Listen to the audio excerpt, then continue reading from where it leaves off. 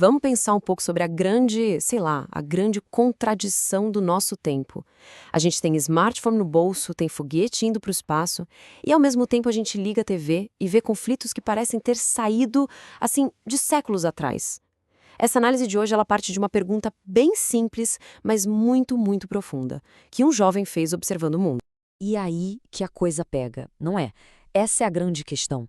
Com tanto progresso, por que a barbárie ainda está aí, batendo na nossa porta? A gente tem acesso a tudo, mas continua lidando com guerra, com fome, com briga por motivo bobo. Será que toda essa tecnologia é só uma maquiagem? Uma fachada para uma natureza que, no fundo, nunca mudou de verdade? Bom, vamos investigar isso mais a fundo. Essa imagem, né, bárbaros com smartphones, ela captura essa ideia de um jeito perfeito. A sugestão aqui é que talvez todo esse avanço que a gente tanto se orgulha seja só superficial. Uma camada bem fininha de verniz sobre uma base que, olha, não mudou tanto assim com o passar dos séculos. Agora, o que é impressionante nesse slide é esse contraste, é um soco no estômago. De um lado, a gente tem o auge da nossa capacidade intelectual, comunicação global instantânea, exploração do universo, a criação de inteligência artificial é incrível.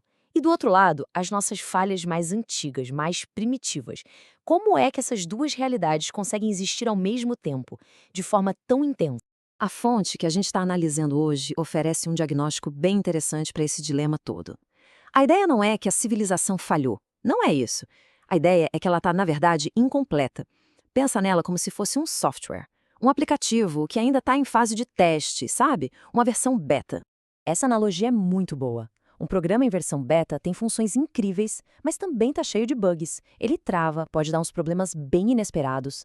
A nossa sociedade seria mais ou menos isso, cheia de recursos super avançados, mas com falhas morais críticas, bugs seríssimos que a gente ainda precisa corrigir. E aqui está o ponto crucial. A tese não condena um progresso. A tecnologia, a ciência, o conforto, nada disso é ruim por natureza. O problema está na aplicação, no jeito que a gente usa essas ferramentas quando o nosso desenvolvimento ético não consegue acompanhar o ritmo da nossa inteligência. E para aprofundar essa ideia, a fonte nos apresenta uma primeira grande metáfora. Uma que, aliás, faz todo sentido na nossa era digital, o tal do descompasso entre o hardware e o software da humanidade. Olha só como isso ajuda a organizar o pensamento. O nosso hardware, que é o nosso cérebro, nossa capacidade de criar, a nossa ciência, é de última geração, é potente, é rápido, é espetacular. Só que o software que roda nesse hardware, ou seja, os nossos valores, a nossa moralidade, ainda está cheio de vírus antigos. Coisas como o egoísmo, o orgulho. A máquina é incrível, mas o sistema operacional trava o tempo todo. E essa ideia de que é um processo que leva tempo é fundamental.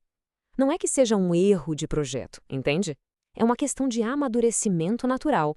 Parece que a inteligência chega primeiro, abrindo o caminho, e a moralidade vem depois, para harmonizar e dar um sentido real a todo esse poder que a gente adquiriu. E se essa analogia da tecnologia não for muito a sua praia, a fonte traz outra, mais orgânica e, sinceramente, até mais bonita, para ilustrar exatamente essa mesma dinâmica de desenvolvimento. Vamos pensar no nosso momento atual. A civilização floresceu com uma abundância de conhecimento, de arte, de tecnologia. É a fase da florada abundante. É impressionante, chama a atenção de todo mundo. Mas a verdadeira nutrição, o propósito final de tudo isso, está no fruto da moralidade, que, pelo visto, ainda está amadurecendo no pé. Então, a mensagem aqui é de paciência e de perspectiva. A gente não está num beco sem saída. A gente está numa estação específica do desenvolvimento humano e reconhecer isso ajuda a gente a entender o caos sem cair no pessimismo, no cinismo. Ok, já que a gente entendeu o problema como uma fase de incompletude, a próxima pergunta lógica é: como seria então uma civilização completa? O que realmente faria de nós um povo civilizado de verdade? A fonte nos dá uma espécie de régua moral para medir a civilização. E reparem bem, nenhum desses itens fala sobre tecnologia ou riqueza material. Os critérios são puramente morais. A verdadeira medida de uma civilização está no jeito como as pessoas se tratam, principalmente na forma como os mais vulneráveis são tratados. E aqui a fonte faz uma distinção que é crucial. Ter conhecimento nos torna esclarecidos, iluminados pela luz da razão, da ciência. Mas isso é só a primeira fase. Ser civilizado, de fato, é algo mais profundo. É ter essa mesma luz refletida no coração na forma de um senso moral elevado. E esse ditado popular resume tudo de um jeito perfeito. A aparência externa, as conquistas materiais, essa casaca de veludo do nosso progresso tecnológico, ela não consegue esconder uma alma que ainda está esfarrapada pela falta de desenvolvimento moral.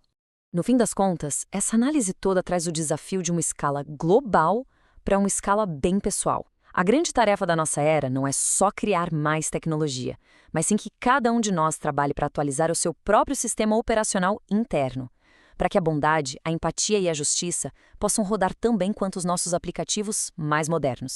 E isso nos deixa com uma pergunta para martelar na cabeça. Se a evolução moral é o caminho, essa evolução precisa estar espelhada nas nossas regras sociais, nas nossas leis. Mas as leis mudam o tempo todo? O que isso diz sobre nosso progresso? É um tema fascinante que merece uma análise própria. Fica para a próxima. Obrigado pela companhia.